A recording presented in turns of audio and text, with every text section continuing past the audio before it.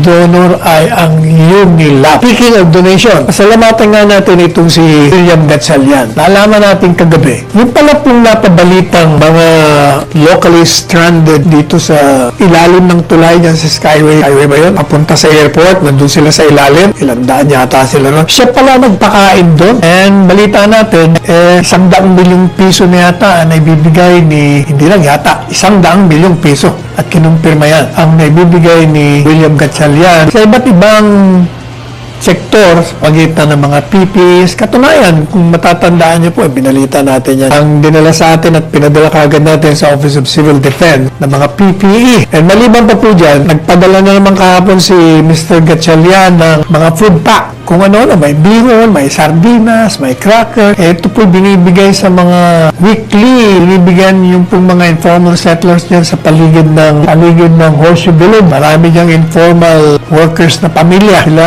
ay kakatanggap ng mga ayuda galing kay Mr. William Gatchalian. Apart from yung mga binigay ng mga hospital, kahit nga yung mga LGUs ang katanggap ng mga surgical mask sa William Gatchalian. Maraming salamat, William Gatchalian. Para din to yung kaibigan natin, James Gaisano. Marami din pinapadala. Padala ng mga oatmeal. Alam niyo po yung sasakyan mo, maraming oatmeal sa likod eh. Palagi na uubos kasi pag papunta pa lang dito, ubos na dahil yung mga nagdadaanan natin checkpoint, mga security guard. Paalala nyo nga yung mga technician dito para masarap daw yung oatmeal eh. So maraming salamat also James Gaisano. Ito pong nga palang National ID System. Abay, sabi ng Philippine Statistics Authority, ginagawa na nilang paraan upang masaayos na ito ay kailangan na tatagalan ng pagpapatupad. Kung meron tayong ID system, yung sana mga distribution ng mga amelioration, hindi nagka-problema. Kasi papakita mo lang yung ID mo, saka nasa computer yun.